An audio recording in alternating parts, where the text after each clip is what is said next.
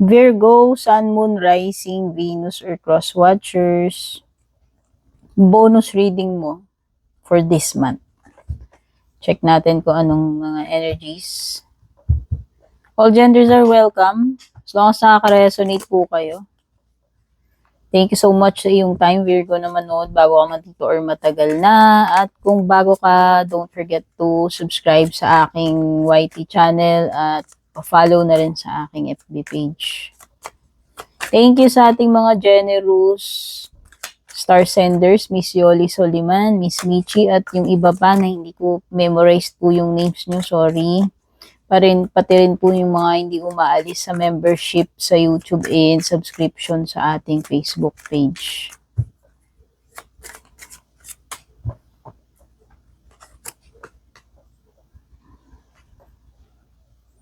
Pride. Vow.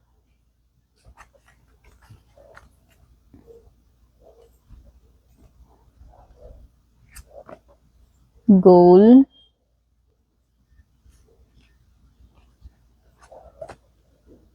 Alliance.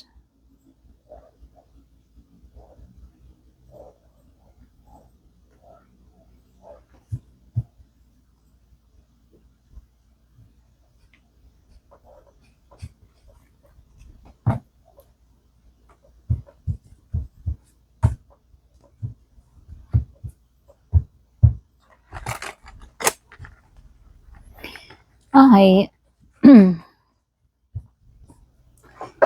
Dito sa card na to, nafe-feel ko rito, Virgo, something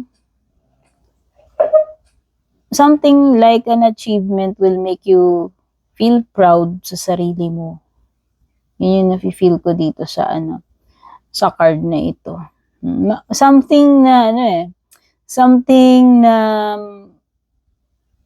makakapag-boost ng iyong self-esteem. It could be an accomplishment.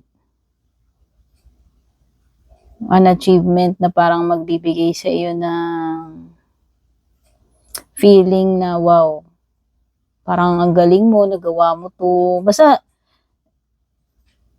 something na ikaka-proud mo talaga sa sarili mo. Itong maa-accomplish mo. Okay?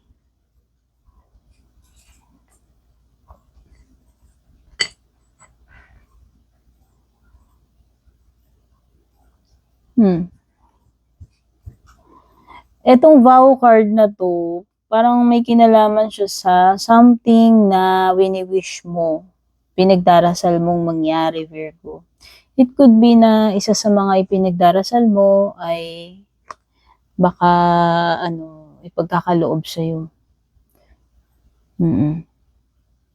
O baka yung iba dito, pinagdarasal ninyo bahay. Basta meron something na wini-wish, pinagdarasal na maaaring matanggap or ipagkaloob sa iyo itong pinagdarasal mo. 'Di ba? Tayong mga Katoliko nagno-novena pa nga tayo minsan, 'di ba? O goal ano to? Wow. Ito yan sabi ko sa'yo, 'di ba parang may accomplishment dito na feel ko. Na meron kang sigurong matatapos, hindi ko alam kung ano tong gawain na to, it could be a project na magiging successful yan. Tapos sabi ko nga, meron something na ikaka-proud, no? So by the way, merong goal dito. Merong goal dito na ma-achieve mo. Sa pa yun, dun sa pinagpipray mo Kaya siguro magiging happy ka, magiging proud ka kasi, halimbawa, bahay, pangarap mo yung pinagdarasal mo, nagawa mong pag-ipunan, and then ngayon, nasa sayo na yung susi ng bahay na yun, nabili mo na. Diba? Parang, hindi yung pagiging mayabang na masaya ka, proud ka na wow, parang hindi ka makapaniwala na dati pinagdarasal mo lang to. Ngayon, nasa harap mo na. Ngayon, na-accomplish mo na siya. Natupad mo na. Okay? Something related sa ganun or sa mga goals mo. Alliance is kakampi. Loyalty. Oo. It could be a friend na very loyal sa'yo. It could be ikaw na pagiging loyal sa kung anong ginagawa mo or pagiging loyal sa company na pinapasukan. Basta something related sa sa loyalty, honesty, trust, at saka compatibility. Partnership, pwede rin naman. Kung hindi ito about someone, basta kung sino man tong tao na to, maaasahan mo siya eh. And vice versa, maaasahan ka rin niya. O kung sino man yung ka-teamwork mo dyan, whether karelasyon mo yan, katrabaho, friend mo, or ikaw, kumbaga pwedeng tinutukoy dyan yung loyalty mo pagdating loyalty at commitment mo eh. Kasi yung vow na yan eh, para kang sumusumpa, tapos merong loyalty, may trust. So, di ba?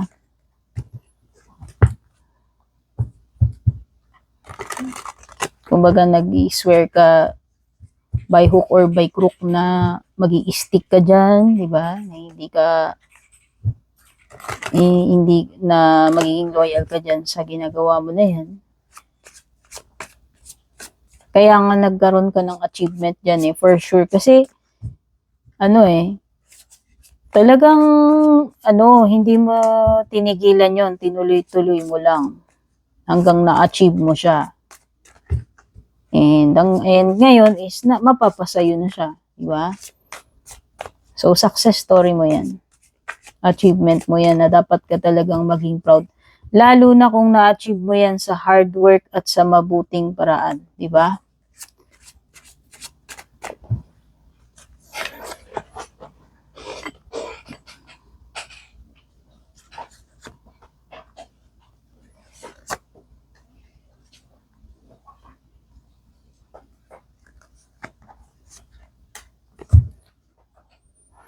The Devil, the Hermit, Page of Pentacles, Knight of Wands reversed, and Ace of Swords. So, yung mga zodiac signs na meron dito, pwedeng may Capricorn, may Gemini, may Fire, or other earth signs or air. So, ang wala lang ako nakita rito ay water.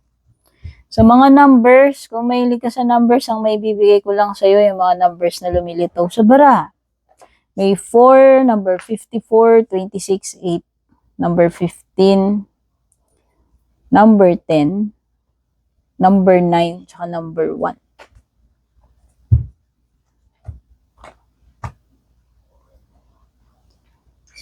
Alam mo Virgo, maliwanag dito sa Devil card mo, reversed at saka Hermit card na magkakaroon ng alignment. At itong alignment na ito ay para sa ikabubuti mo. Pwedeng ikaw na rin mismo kasi ang ikaw na rin mismo yung ma-enlighten dyan, ikaw na rin mismo yung babaguhin mo, itutuwid mo kung ano yung mga mali, ano yung mga dapat baguhin dito. Ito, itong dalawang card na ito. Kasi yung Devil card reversed is enlightenment eh. Siguro, marirealize mo na kailangan baguhin mo na. Baguhin mo na yung approach mo, baguhin mo na yung buhay mo. Kasi ang Devil card is, toxic. Alam mong hindi makakabuti sa'yo, alam mong mali, alam mong masama. Diba? So, ikaw na mismo tatapos dyan. Ikaw na mismo yung magbabaguhin mo na yung sarili mo. Kung may wicked ways man dyan or toxic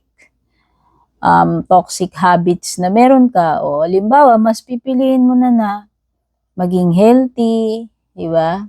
Kung dati, hindi ka masyadong conscious sa kinakain mo, so ngayon siguro mas pipiliin mo na kumain ng healthy, balanced, or maging physically active, or iwasan mo na yung mga pagkain na or bisyo kung meron ka mga unhealthy habits, no? Or pwede rin naman pag-iwas yan sa mga temptations. Especially kung may mga bad influence, like masasamang impluensya ng tropa mo. Okay? Pwedeng ganun eh.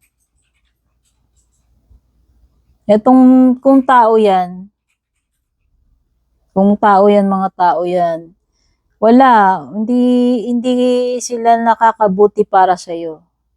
Ano pa nga eh, parang iniengganyo ka pa nila na dun sa mga hindi dapat. So, nakita ko, ikaw na mismo yung magiging wise para iwasan na yung mga ganyang situations or tao or temptations sa sarili mo.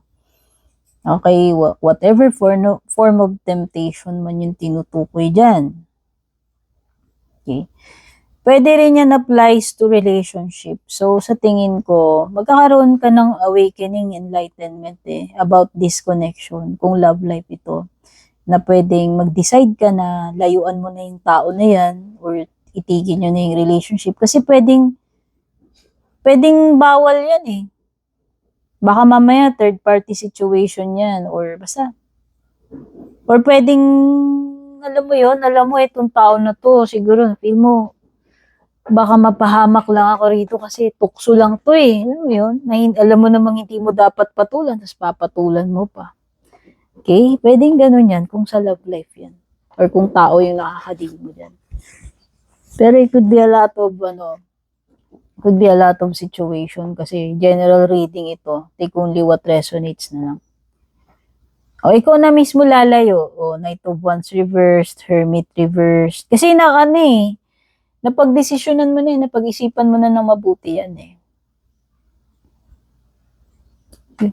Tama yan, wise decision, Virgo.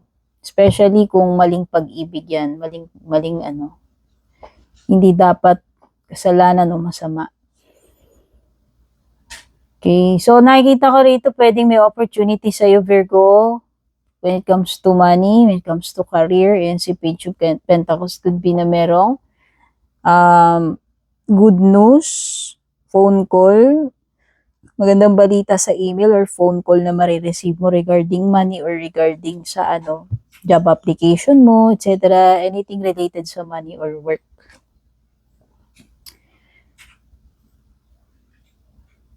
Meron ditong Knight of Wands reversed na pwedeng indication na something na mapuput on hold regarding traveling. Hindi ko alam eh. Pwedeng ma-postpone yan. Hindi ko alam kung anong activity yan. Ba't kailangan mong pumunta ron. Pero mukhang magkakaroon ng postponement pagdating doon sa pagbiyahe, pagpunta ron, or paggawa nitong bagay na ito.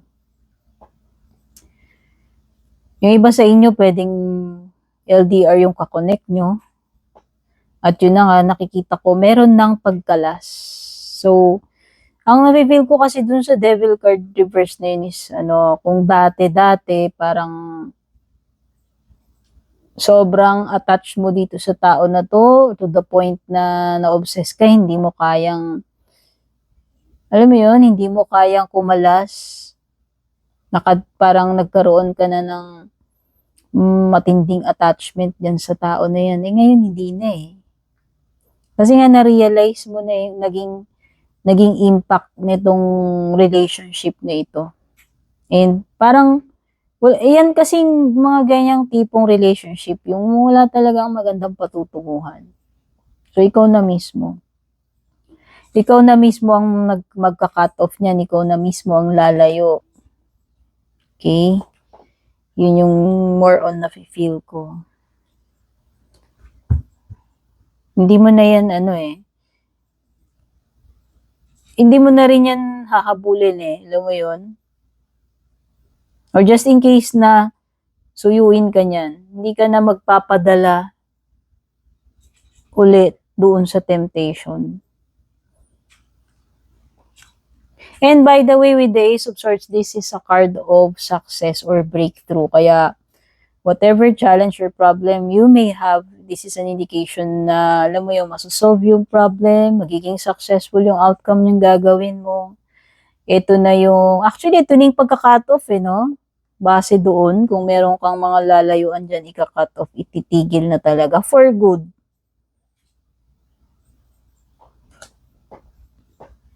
This is taking action, tsaka decision, wise decision na gagawin mo. Kumbaga yan, yung pinaka-wise at best decision na magagawa mo para sa sarili mo.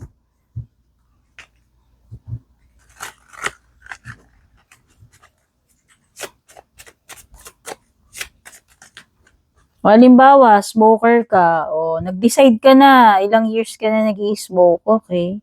We all know na wala talaga magandang mangyayari sa smoking. Pwede ka magka-cancer, heart disease, COPD, etc. Di ba? So, ikaw na mismo, kina-cut off mo na yan. Kasi alam mong, example lang yun, pero maraming pwedeng scenarios yung devil reversed situation yan.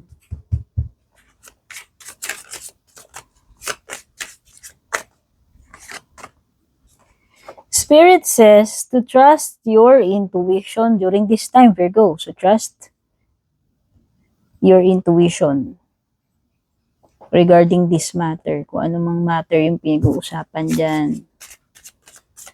Okay?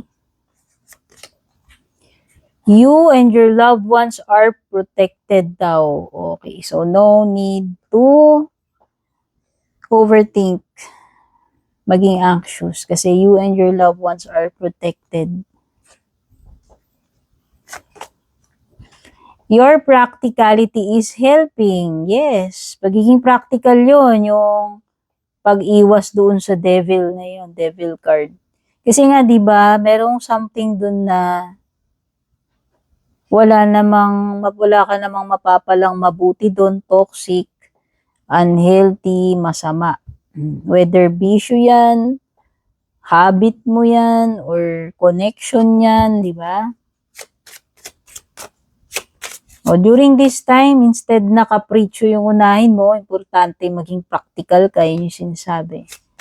Okay? And alam ko naman, most earth signs are practical, madalas. Isa kayo dun sa mga practical na ano eh. Kayo pala yung mga pinaka-practical, mga earth signs.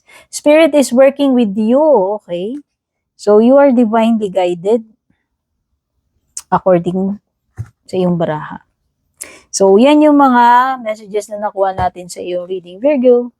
Sa ngayon, kita-kits sa next reading. Godspeed, babush.